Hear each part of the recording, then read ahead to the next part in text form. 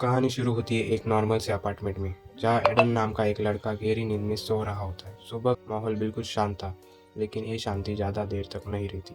अचानक एक भयानक आवाज़ एडन को जगा देती है। उसका दिल तेज धड़कने लगता है। उसे समझ नहीं आता कि आवाज़ आई कहाँ से। वो बेड से उठता है और धीरे धीरे डोर खोलता है। हॉलवे बिल्कुल खाली होता है, जैसे कुछ हुआ ही ना। डर के बावजूद एडन टीवी ऑन करता है, लेकिन स्क्रीन पर कोई चैनल नहीं होता। तभी एक इमरजेंसी अलर्ट आता है, जिसमें सबको घर के अंदर रहने और बाहर ना निकलने का ऑर्डर दिया जाता है। एडन पूरी तरह घबरा जाता है। इसी बीच बाहर चीखने चिल्लाने की आवाज़ें आती है।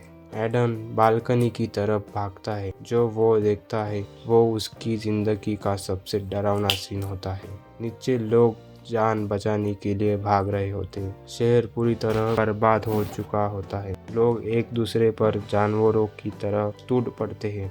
इंसान इंसान को काट रहा होता है। एडन की नज़र एक छोटी सी लड़की पर पड़ती है, जो भीड़ में अकेली खड़ी होती है। उसे लगता है शायद वो खो गई है, लेकिन अगले ही पल वो लड़की एक आदमी पर अटैक करती है। वो उसे काटना शुरू कर देती है। यही एडन को सच समझ आ जाता है। यह लोग अब इंसान नहीं, ज़ॉम्बी बन गए हैं। डर के मारे एडन तुरंत अंदर भागता है और बालकनी लॉक कर देता है। उसे पता होता है कि ये इन्फेक्शन बहुत तेज हो फैल रहा है। अगर थोड़ी भी गलती हो गई तो वो भी ज़ॉम्बी बन सकता है। उसकी सांसें तेज चल रही होती है, जब अचानक डोर पर जोर से नॉक होने की आवाज़ आती है। एडन का डर का और बढ़ जाता है। डोर खोलने पर उसे अपना नेबर दिखता है। वो कहता है कि वो इन्फेक्टेड नहीं है और मदद मांगता है।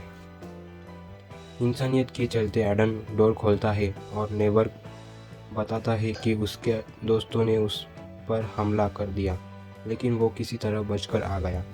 पर एडन की नज़र उसकी गर्दन पर पड़ती है। वहाँ एक बाइट मार्क होता है। एडन समझ जाता है कि वो ज़ॉम्बी बन चुका है।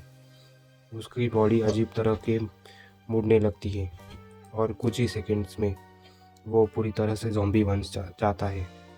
एडन अपनी जान बचाने के लिए उस पर अटैक करता है और उसे घर से बाहर ढकेल देता है।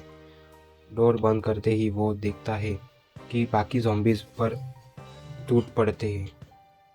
एडन कांपते हाथों से डोर लॉक करता है और हेवी फर्नीचर लगा देता है। अब वो बिल्कुल अकेला होता है। फ़ोन चेक करने पर पेरेंट्स का मैसेज मिलता है। शहर कम्प्लीटली डिस्ट्रॉय हो चुका है और सारे रास्ते बंद हो चुके हैं। बस एक ही एडवाइस होती है, घर के अंदर रहो और ज़िंदा रहो। दिन धीरे धीरे गुजरता है। मोटिवेशनल नोट्स लिखता है और रोज़ लैपटॉप पर वीडियो डेली रिकॉर्ड, ताकि उसे अकेलापन कम लगे। पर पानी ख़त्म हो जाता है, टैप सूख जाते हैं, खाना भी धीरे धीरे ख़त्म होने लगता है। एक दिन विंड से एक ज़ॉम्बी औरत उस पर हमला कर देती है। एडन किसी तरह उसे मार देता है, लेकिन ये उसके लिए मेंटली बहुत ट्रॉमेटिक होता है। फिर एक दिन फ़ोन पर उसकी माँ का वॉइस मैसेज आता है। एडन को लगता है शायद अब सब ठीक हो जाएगा, लेकिन मैसेज के एंड में ज़ॉम्बीज़ की आवाज़ें आती है और उसके पेरेंट्स की चीखें सुनाई देती है। ये मोमेंट एडन को कम्प्लीटली तोड़ देता है। वो अपनी ज़िंदगी ख़त्म करने का फैसला करता है और कैमरा के सामने अपना लास्ट मैसेज रिकॉर्ड करता है। लेकिन तभी उसकी नज़र सामने वाली बिल्डिंग पर पड़ती है। वह एक जिंदा लड़की होती है।